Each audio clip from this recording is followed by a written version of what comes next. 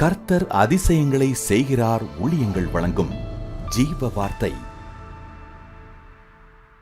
இந்த நாளிலும் கர்த்தருடைய ஊழியக்காரன் உங்களை சந்திப்பதில் கர்த்தருக்குள் பெருமகிழ்ச்சி அடைகிறேன். ஆண்டவராகிய இயேசு கிறிஸ்து நாமத்தினாலே உங்களை வாழ்த்துகிறேன். ஆண்டவர் பெரியவர். இந்த மாதம் முழுவதும் நம்முடைய ஆண்டோடைய பிறப்பின் ரகசியத்தை தியானித்து கொண்டே இருக்கிறோம். ஆசீர்வதிக்கப்பட்டு கொண்டே வருகிறோம். கர்த்தர் நல்லவர். பிறந்த நாளை காண்கிற உங்களை வாழ்த்துகிறேன். திருமண நாளை காண்கிற குடும்பங்களை வாழ்த்துகிறேன். இன்றைய தியானத்துக்கான வசனம் யோவான் சுவிசேஷம் 1:33 நானும் இவரை அறியாதிருந்தேன், ஆனாலும் ஜலத்தினால் ஞானஸ்நானம் கொடுக்கும்படி என்னை அனுப்பினவர். ஆவியானவர் இறங்கி யார் மேல் தங்குவதை நீ காண்பாயோ அவரே பரிசுத்த ஆவியினால் ஞானஸ்நானம் கொடுக்கிறவர் என்று எனக்கு சொல்லியிருந்தார். பரிசுத்த ஆவியில் ஞானஸ்நானம் கொடுக்கிறவர் இயேசு. இயேசு இந்த பூமியில் எதற்காய் வந்தார், எதற்காய் பிறந்தார்? நம்மை வெறும் தண்ணீரினால் ஞானஸ்நானம் கொடுத்து புதிய சிருஷ்டியாய் மாற்றுவதற்கு அல்ல, பரிசுத்த ஆவியினால் ஞானஸ்நானம் கொடுத்து ஒரு புதிய சிருஷ்டியாய் மாற்றுவதற்கு.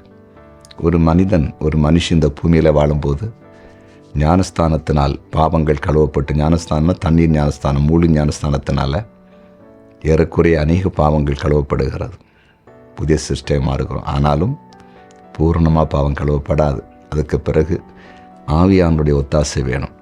பரிசுத்த ஆவி நம்மிடத்தில் வரும்போது தான் நிறைய பாவங்கள் நமக்கு உணர்த்தி நம்மை கிளியர் பண்ணுறாரு. அந்த பரிசுத்த ஆவியின் ஞானஸ்தானத்தை கொடுக்க, நம்மை சுத்தப்படுத்துவதற்கு இயேசு இந்த பூமியில் வந்தாராம். புரியுதா உங்களுக்கு?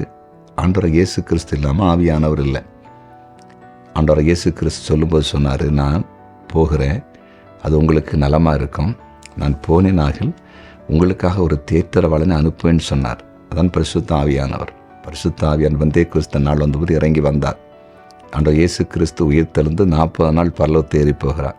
அதன் பிறகு 10 நாள் காத்திருக்காங்க எருசலேமில். 10வது நாள் பெந்தே கிறிஸ்து என்ற நாள் வருகிறது. அன்றைக்கு பரிசுத்த ஆவியானவர் இறங்கி வந்தார்.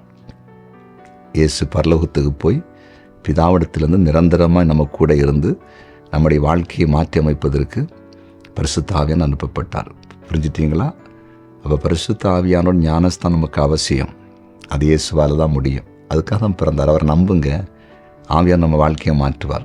பலத்தினாலும் அல்ல, பராக்கிரமத்தினாலும் அல்ல, கர்த்தருடைய ஆவியினால எல்லாம் ஆகும், எல்லாமே ஆகும். ஜெபிக்கலாமா? கண்களை மூடுவோம். நன்றி தகப்பனே, பரிசுத்த ஆவியினால ஞானஸ்தானம் கொடுத்து எங்களை புதிய சிருஷ்டியாய் மாற்றுவதற்கு இந்த பூமி வந்தவரே, உமக்கு நன்றி செலுத்துகிறோம்.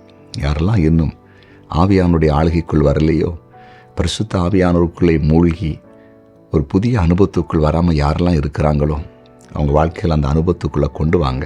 புதிய சிருஷ்டியாய் மாற்றுங்க. புது கிருபையெல்லாம் நிரப்புங்க. ஆண்டவரே, உம்மால் அது முடியும்.